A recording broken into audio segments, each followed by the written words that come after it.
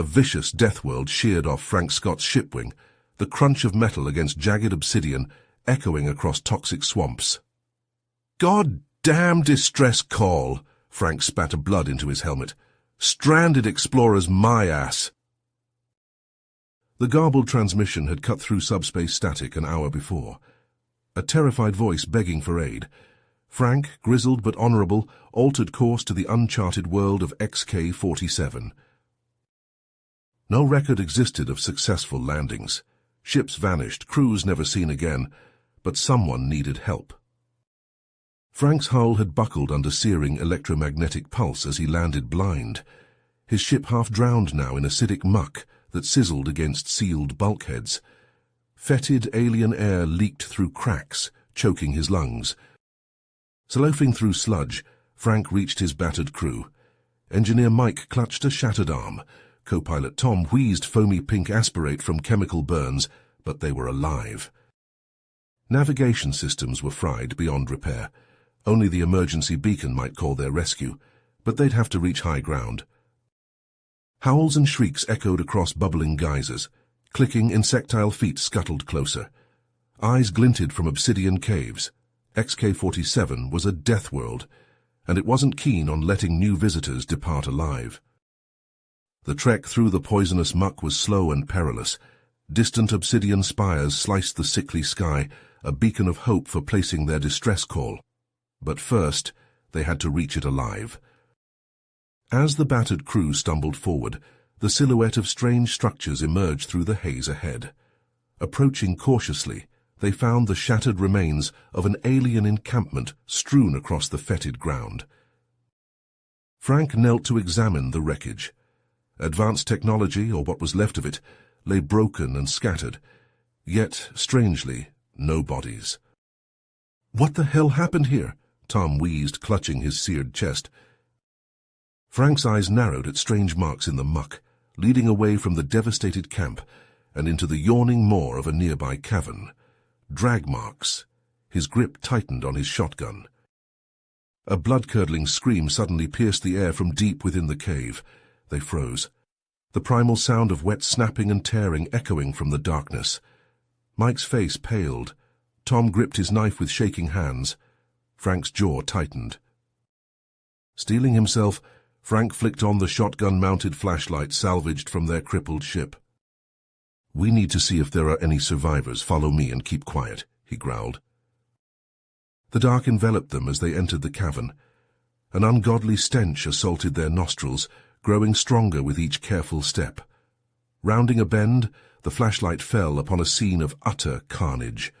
Mike retched as purple ichor dripped from the cavern walls, pooling beneath the mangled remains of an alien creature. It had been shredded by something of immense savagery. "Jesus Christ," Tom whispered, eyes wide in horror. Frank studied the remains, his chiseled face grim. "A Misarian," he muttered.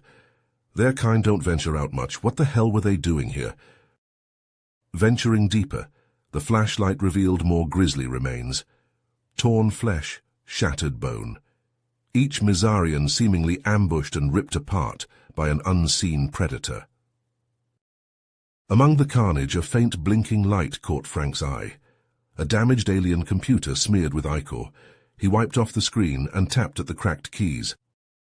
After a few tries, a distorted audio log crackled to life, laced with bursts of static.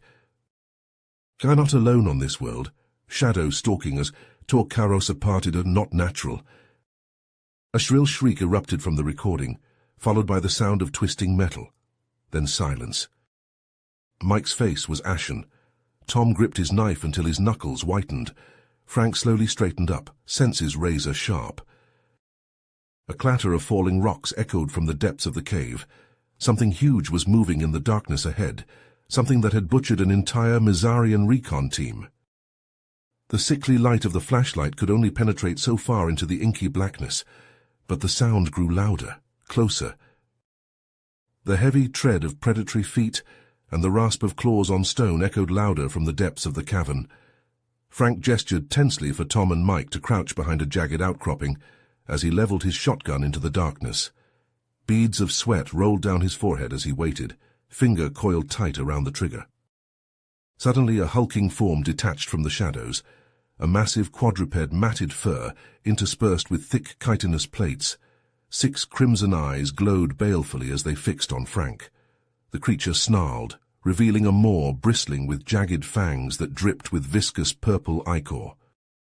Frank fired, the shotgun's thunderous report reverberating through the cave. The creature shrieked more in rage than pain as the buckshot peppered its hide. Enraged, it lunged forward with frightening speed, the shotgun blasts seeming only to fuel its fury. Frank barely rolled clear as the beast barreled past, its scythe-like claws scoring deep gashes in the stone where he'd stood moments before. Tom opened up with his pistol, peppering the creature's eyes, but the rounds simply ricocheted off the beast's armored skull plates. Whirling, the creature lashed out with a brutally spiked tail, catching Tom in the chest and hurling him into the cavern wall with a nauseating crunch. As the monstrosity rounded on Mike, Frank caught sight of a gap in its armor, right at the base of the skull. Desperately, he aimed and squeezed the trigger. The slug tore through the weak spot and erupted out the other side in a spray of brain matter and ichor. The creature staggered, a gurgling roar escaping its throat, and then collapsed, twitching. Frank rushed to Tom's side, relief flooding him as he found his comrade alive, if badly hurt. They had to get out of these forsaken caves, signal for help, and fast. As they limped towards the surface, Mike spotted more of those ominous drag marks, leading deeper into the honeycombed caverns. The terrible realization dawned. These creatures had wiped out the Mizarians, and where there was one of the monsters, there were likely more, many more. The grim reality settled over the battered humans. They had unwittingly blundered into the hunting grounds of apex predators on this hostile alien world, and in this primal struggle for survival, they were far from the top of the food chain. Frank and his battered crew emerged from the cavern's maw, chests heaving and eyes wide with the horrors they had witnessed. But as the noxious air hit their faces, they froze. A dozen armored Mizarian figures surrounded their crippled ship, weapons trained on the cave entrance. Frank's grip tightened on his shotgun, ready to fight to the bitter end. The Mizarian leader, clad in a web of wires and advanced armor, stepped forward through the assembled troops. Frank tensed, finger hovering over the trigger. "Hold your fire," the leader called out, raising a clawed hand. "I am Commander Karos. We mean you no harm." Frank eyed the Mizarians warily. "That remains to be seen. What do you want?"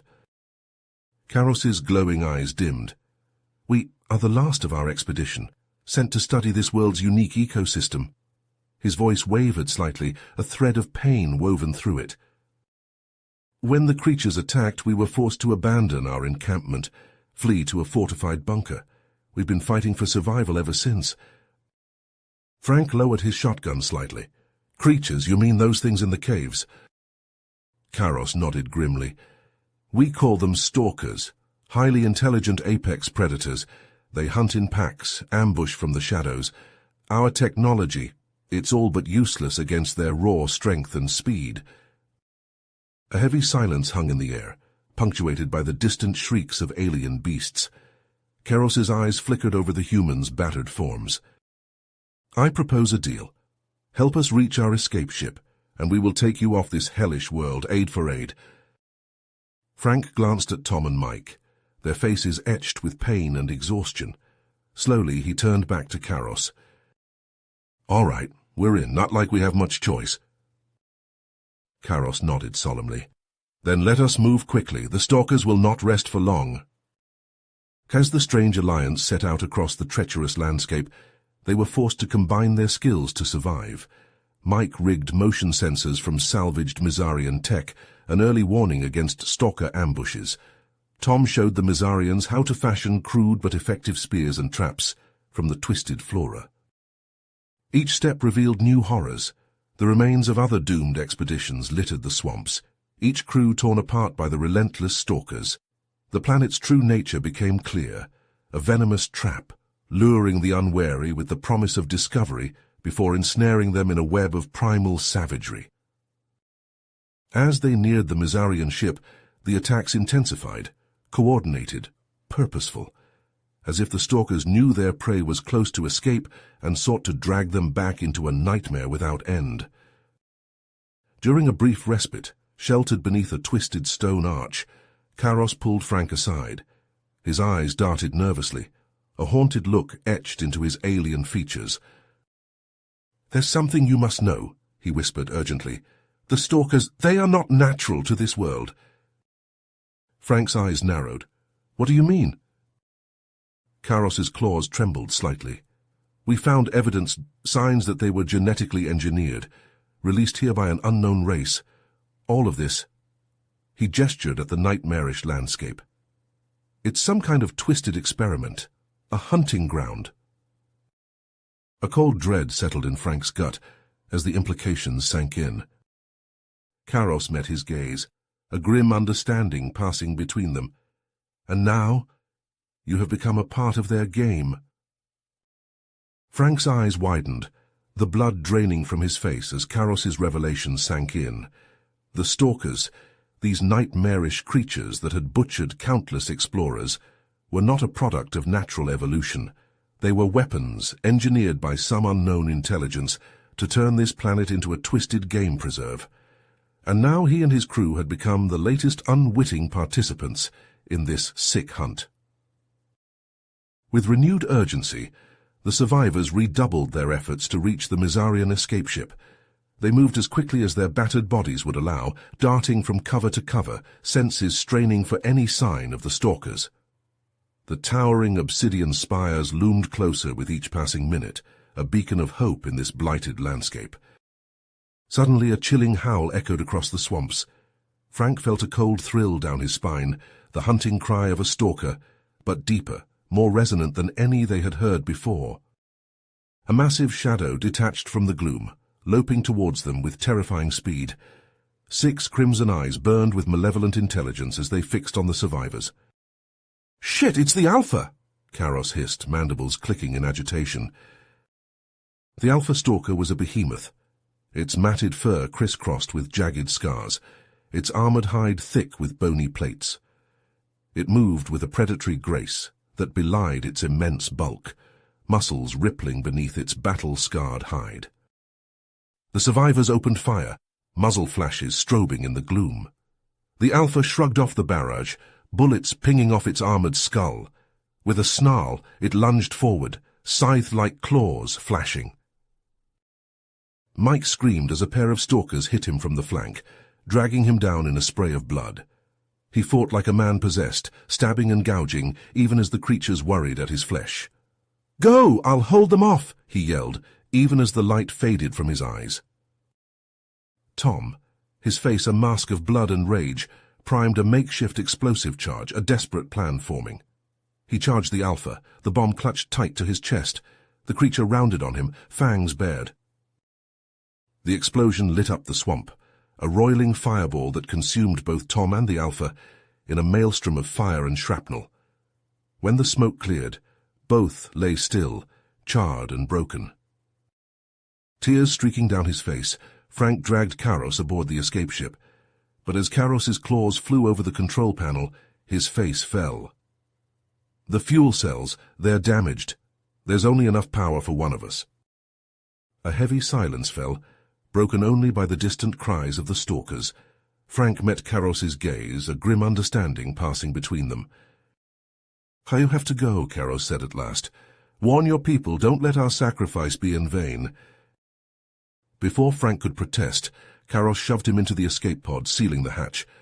Frank pounded on the viewport, screaming, but Karos only shook his head sadly. The pod blasted free, the force slamming Frank back into his seat. Dizzy and nauseous, he watched helplessly as the stalkers swarmed over the Mizarian ship, tearing it apart. As the pod rose through the turbulent atmosphere, Frank slumped back, exhausted and heartsick. He had escaped, but at what cost?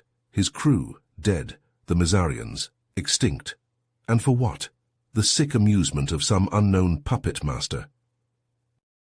Numb, he reached out to activate the distress beacon and froze. The pod's comm system crackled to life, a distorted voice filtering through the static. "Congratulations, human. You survived our little game. The words dripped with cruel amusement. But don't get too comfortable. We'll be seeing you again soon. The transmission cut off abruptly, leaving Frank alone in the suffocating silence of the pod, the true horror of his situation sinking in. This wasn't over. It was just the beginning. And he had the sinking feeling that he had just become the prime target for whatever sadistic force lurked behind the stalkers. His hands shaking, Frank activated the distress beacon, the weak signal pulsing out into the uncaring void. All he could do now was wait and pray that someone would find him before his mysterious tormentor did. You have reached the end of the story. If you enjoyed this story and want to support us, please leave a like and subscribe to our channel, and for every comment that says 88, I will heart every single one of them. Thank you for your time.